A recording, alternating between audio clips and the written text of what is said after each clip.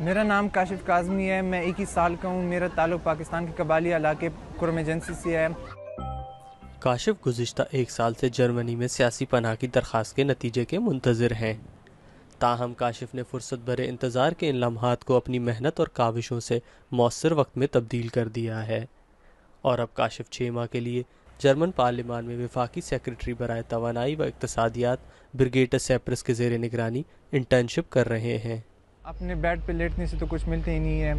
Es ist noch keine Meister von Himmel gefallen۔ تو یہ بات ہے کہ آپ کو خود ہی سرچ کرنا ہوتا ہے، آپ کو خود بہت ایفرٹس کرنے پڑتے ہیں۔ تو میں ادھر جیسے ہی آیا پہلے دن سے میں نے انٹرویو دینا سٹارٹ کر لیا، تو اس طرح میں لوگوں سے ملتا گیا، پالیٹکس میں میں نے انٹرسٹ لیا اور جتنی پولیٹیشینس ہیں ان سے ملنا ہو گیا۔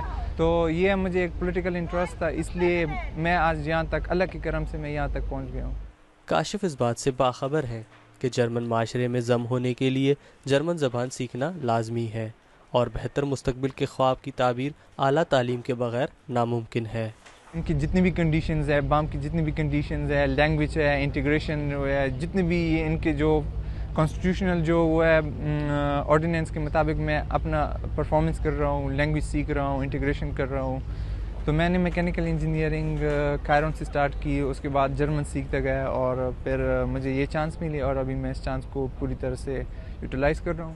مہاجرین کو آن لائن تعلیم مہیا کرنے والی کائرون یونیورسٹی میں رواں سال تک 5000 طلباء داخلہ حاصل کر چکے ہیں۔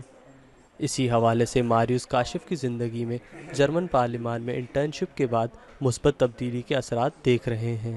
I think his mindset changed a little bit since he started the internship, since he got the first experience in the labor market to see how it works, how are the German people working, because it's often quite different than in other countries, to see how people behave there at work, and that's definitely a change in the mindset and brings him really forward. I hope that he'll successfully finish his studies and then become a really successful engineer.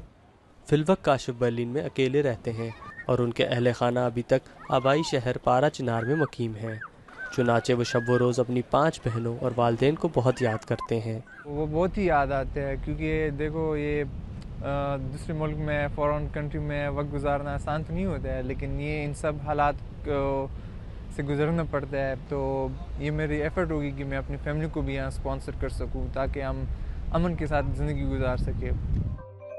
Germany میں کاشف کی سیاسی پناہ کی درخواست کے نتیجے کے قطع نظر کاشف کی جانب سے جاری تعلیم و تربیتی سرگرمیاں ان کو یقیناً مستقبل میں فائدہ دیں گی۔